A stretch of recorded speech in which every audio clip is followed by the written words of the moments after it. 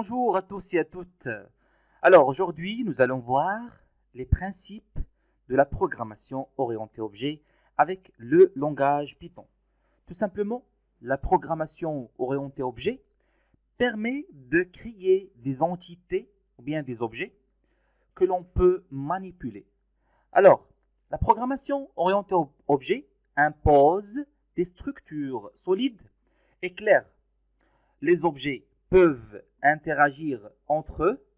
Cela facilite grandement la compréhension du code et sa maintenance.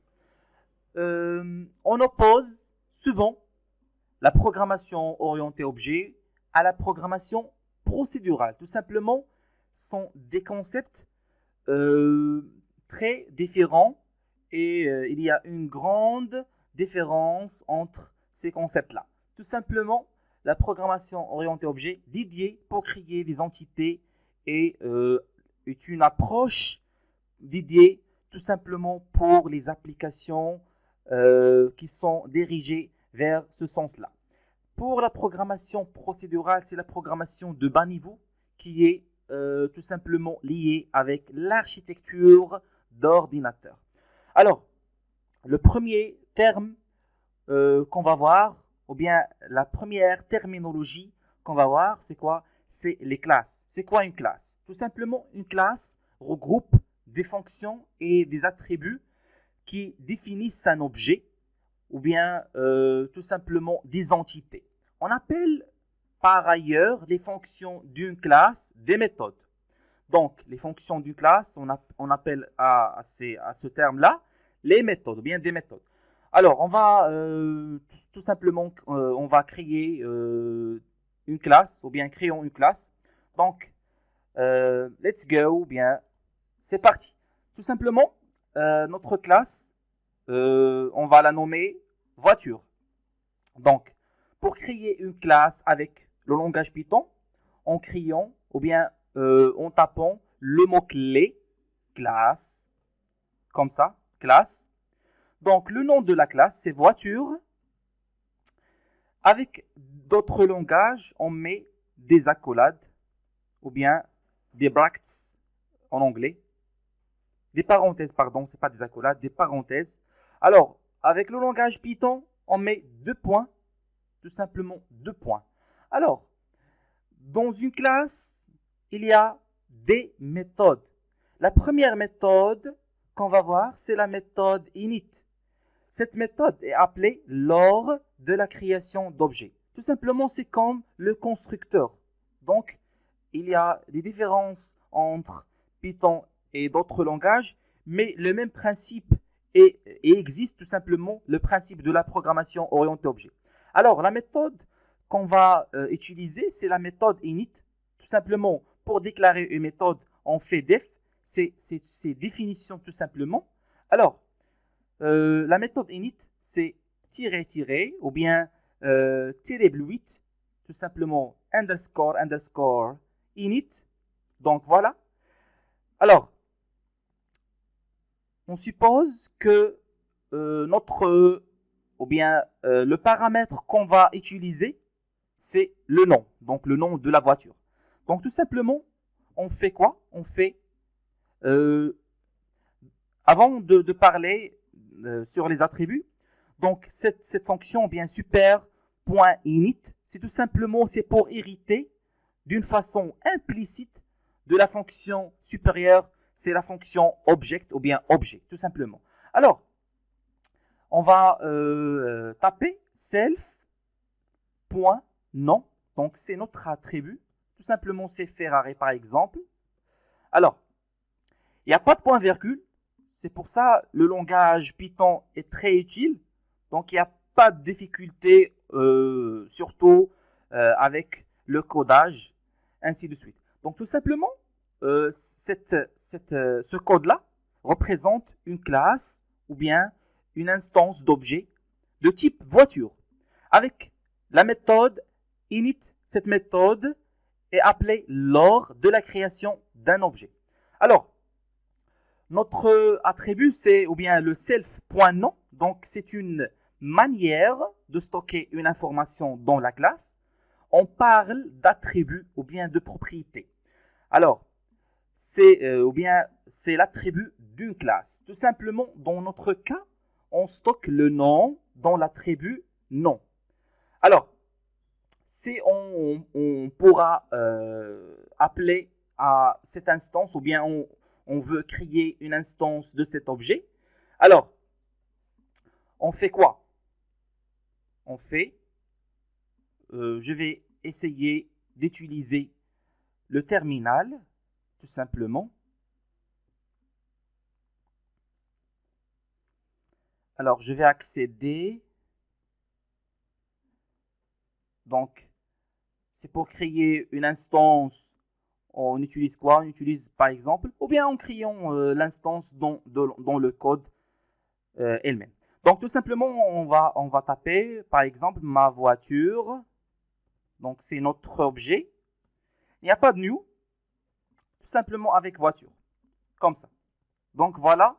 C'est comme ça, on crée les objets. Ou bien une instance d'une classe. Alors, c'est ou bien ce variable-là fait appel à la méthode init lors de la création de cet objet, tout simplement avec l'initialisation de cet objet avec le nom Ferrari. Alors, si on exécute ce code-là, par exemple, Python, Python,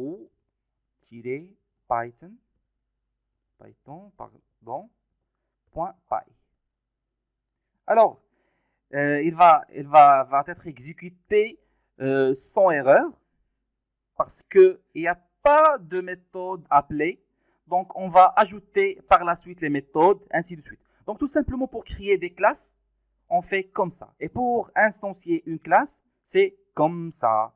Voilà. Alors, on va parler maintenant des attributs de la classe. Tout simplement, si je fais ma voiture point nom, alors le nom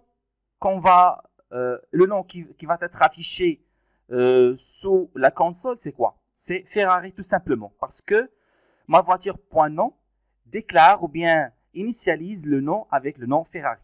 Alors, je vais essayer encore une fois.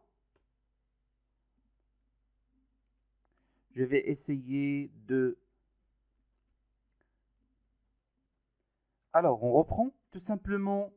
Voilà notre code. Donc, je vais utiliser l'IDLE pour exécuter l'application parce que notre CMD n'est pas été mise en place pour utiliser ou bien exécuter notre application. Donc tout simplement, je vais, comment on va dire, tout simplement, je vais afficher le nom de notre voiture. Alors, pour afficher le nom de notre voiture, il suffit de mettre ma voiture. Donc c'est le variable ou bien l'objet qu'on a créé tout simplement. Et je fais non. Voilà. Et quand je tape, voilà, c'est Ferrari. Alors, voilà, je vais utiliser ou bien injecter un autre attribut, tout simplement avec cette manière, mais tout simplement, on va utiliser le terme d'affectation. Donc, ma voiture, point, je vais utiliser un autre attribut, c'est le modèle. Par exemple, 250. C'est le modèle de notre voiture. Voilà. Quand je fais par exemple ma voiture, point modèle, voilà, c'est 250. Alors, les méthodes, tout simplement pour créer une méthode avec le langage Python, c'est très simple. C'est comme la méthode d'initialisation init. On fait quoi? On fait def, c'est définition. On définit la méthode. Par exemple, donne-moi le modèle. C'est c'est une méthode qui va nous offrir de extraire l'information qui est stockée dans le variable, ou bien la variable, pardon, modèle. C'est toujours self. Donc, self montre que pour cette classe, ou bien pour la classe elle-même. Alors, on va retourner quoi? On va retourner, par exemple, 250. Voilà. Quand j'utilise ma voiture, ou bien je vais essayer de sauvegarder. Voilà. Ma voiture, point donne moi,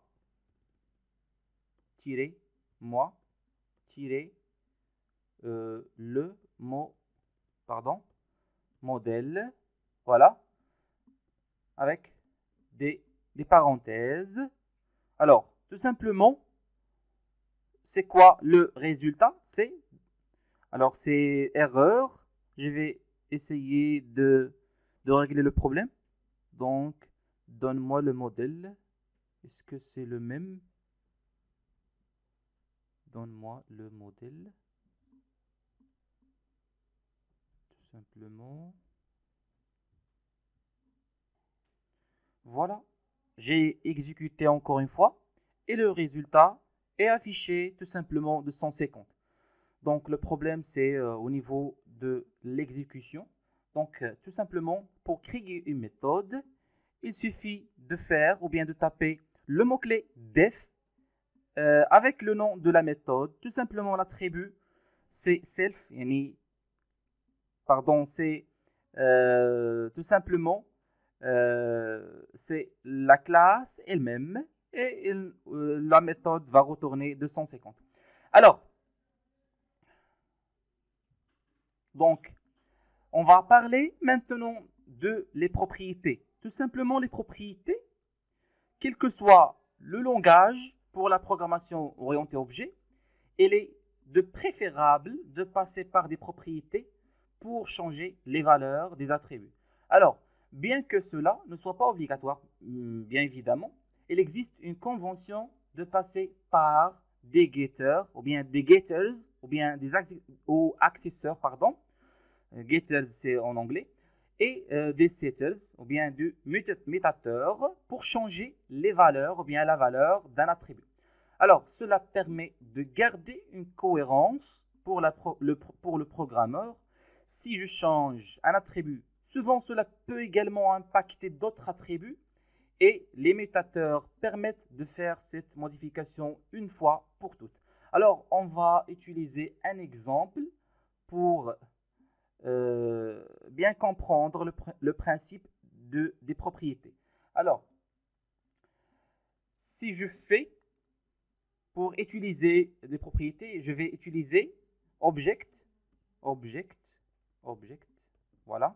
Alors, donc, je vais utiliser, ou bien je vais tout simplement taper le code ici. Voilà. Donc, je vais créer des nouvelles méthodes, par exemple, des getters, bien évidemment. Donc, def get. Alors, get par exemple row. Tout simplement toujours self. Voilà. Je vais printer ou bien afficher print récupération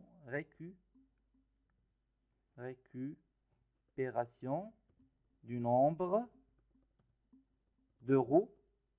Voilà. Alors, retourne. La méthode va retourner quoi? Self point tirer row. Voilà. Alors, mais tout d'abord, il faut utiliser ou bien initialiser une nouvelle ou bien un nouveau attribut, et un nouvel sont avec un seul L, self point tirer row, c'est 4. Voilà. Tout simplement, récupération, est-ce qu'il y a une erreur? récupération. Voilà la première méthode. Alors, on va définir une autre méthode, c'est set ou bien les setters, tout simplement. Set row, c'est pour redéfinir la valeur de notre attribut. Il faut utiliser deux paramètres, self toujours, et la valeur qu'on va ajouter pour cet attribut. Alors, voilà, print, toujours print, changement du nombre de rows. Voilà. Aussi, self.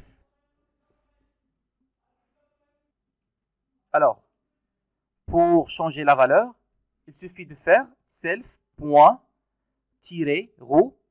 c'est l'attribut row. Voilà. Il est affecté par la nouvelle valeur, c'est V.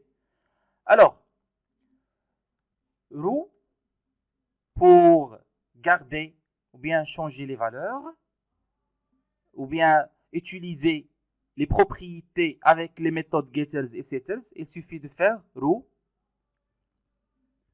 equal ou bien égal property get row, voilà, c'est comme ça, virgule set row, voilà. Quand on changera la valeur du nombre de rows, un message apparaîtra.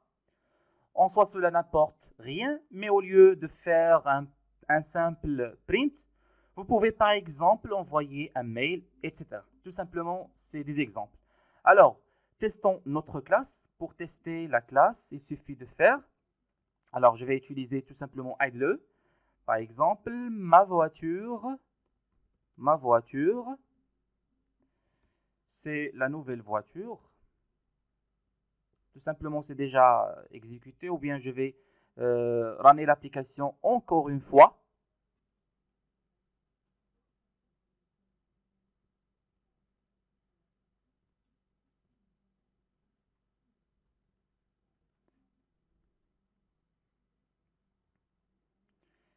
Il y a des erreurs au niveau de cette print. Voilà, j'ai utilisé des accolades parce que la nouvelle version ne supporte pas print sans accolade. Alors, notre application est runnée. Alors, je vais utiliser l'IDE. Alors, on reprend. Voilà, pour runner l'application, bien pour exécuter l'application, il suffit de taper F5. Voilà. Alors, je vais affecter à l'attribut row un nombre voiture, ma voiture, point row. Donc, je vais utiliser row, c'est pas tirer row. Donc, c'est 4 ou bien 5 par exemple. Alors, voilà, changement du nombre de rows. Si je fais ma voiture, point row, donc c'est récupération de nombre de rows, c'est 5. Tout simplement, voilà l'utilisation des getters et setters.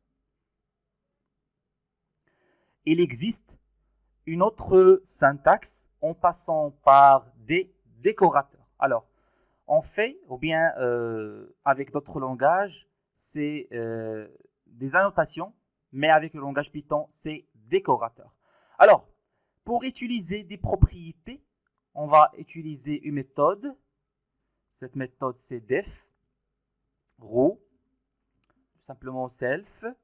Voilà. On va retourner, donc avant, on fait un simple affichage print, récupération du nombre de rows. Voilà.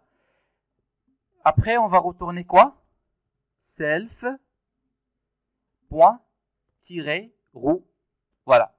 Alors, pour utiliser les annotations ou bien les décorateurs, pardon, donc, on fait comme ça. at property. Voilà. Et pour utiliser les setters, on fait, je vais supprimer tout ça et je vais encore une fois définir une autre méthode. Alors, donc, je vais affecter une nouvelle valeur à notre attribut. Donc voilà, c'est V, tout simplement. Changement. Voilà. La notation qu'on va utiliser, c'est row.setter. Voilà. Donc, le résultat sera le même, mais la lecture de code se trouve améliorée tout simplement. Donc, on va supprimer ça. Voilà. Donc, c'est comme ça qu'on utilise des getters, des setters et aussi la manipulation des propriétés. Alors, on va tout simplement rediriger vers la fonction dir. Parfois, il est intéressant de décortiquer un objet pour résoudre un bug, ou pour comprendre un script. La fonction dir vous donne un aperçu des méthodes de l'objet. Par exemple, alors,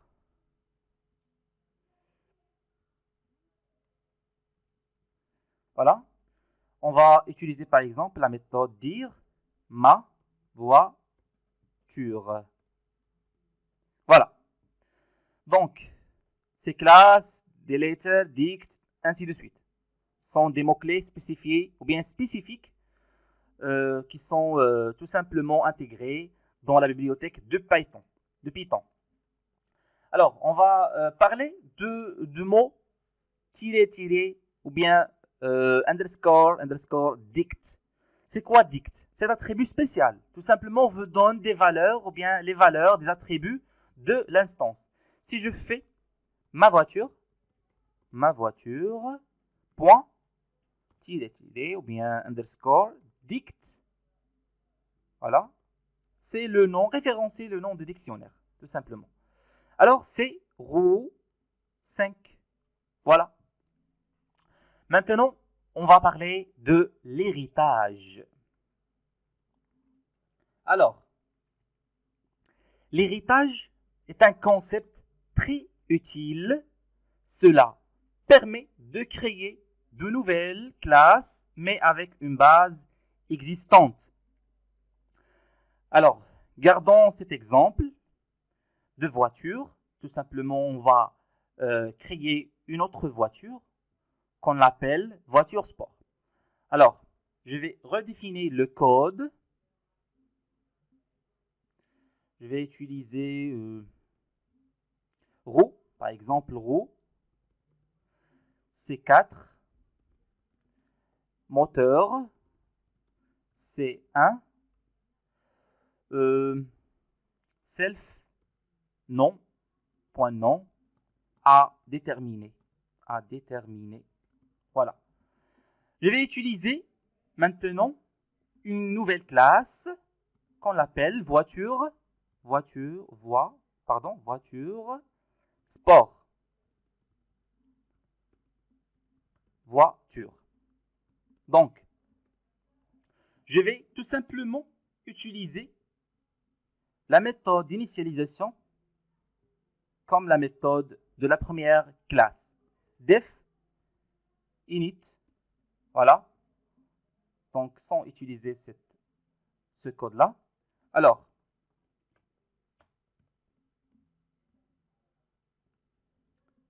donc, self.nom. Le nom, c'est Ferrari. Voilà. Alors, on a indiqué que voiture sport a hérité de classe voiture par par ce syntaxe-là. Elle récupère donc toutes ces méthodes et ces attributs. On peut toujours instancier à la classe voiture si on le désire. Alors, je vais utiliser ma voiture égale à voiture, ou bien reçoit voiture, ou bien en créant un objet de type voiture. Alors, je vais essayer de relancer le code. Voilà. Je vais relancer le code.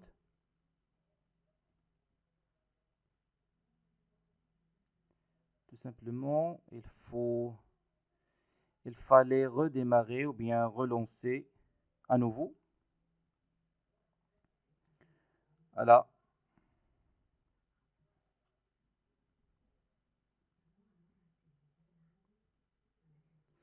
Donc, je vais tout simplement exécuter ce code-là. Alors, je vais faire ma voiture, point nom, c'est à déterminer. Si je fais ma voiture, point roue, c'est 4. Alors, instantion, maintenant la classe voiture sport. Je vais faire ma voiture, voilà. Sport, c'est voiture, sport. Voilà, comme ça. Alors, ma voiture, sport, point nom, c'est quoi? C'est Ferrari. Et ma voiture, sport, point roue, c'est quoi? C'est 4. Donc, on remarque tout d'abord que l'attribut roue a bien été hérité. Ensuite, on remarque que la méthode init a écrasé la méthode de la classe voiture. On parle alors du surcharge de méthode. Alors, on va voir le surcharge des méthodes ou bien de méthodes. Donc, on va parler tout simplement sur un concept qui est très vaste. C'est le polymorphisme et aussi le surcharge de méthode. Donc, ou bien la surcharge des méthodes. Donc, comme vous l'avons vu plus haut, si une classe héritée d'une autre classe, elle hérite les méthodes de son parent.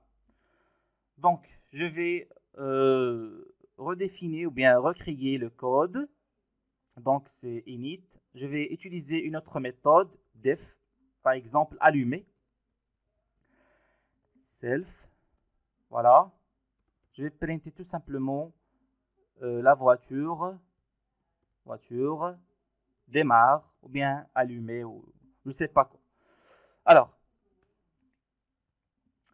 donc,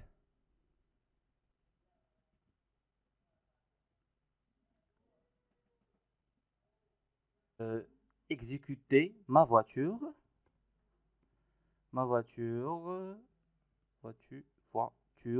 sport,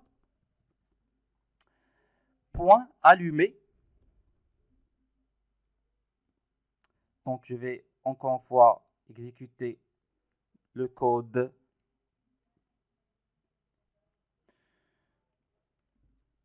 Ma voiture, sport, c'est quoi? C'est voiture, sport. Voilà. Et ma voiture, sport, point allumé. Alors, c'est la voiture démarre. Donc, tout simplement, il est cependant possible d'écraser la méthode de la classe parente en la redéfinissant. On parle alors du surcharge d'une méthode. Donc, voilà, la vidéo d'aujourd'hui arrivera à se terminer. Alors, à bientôt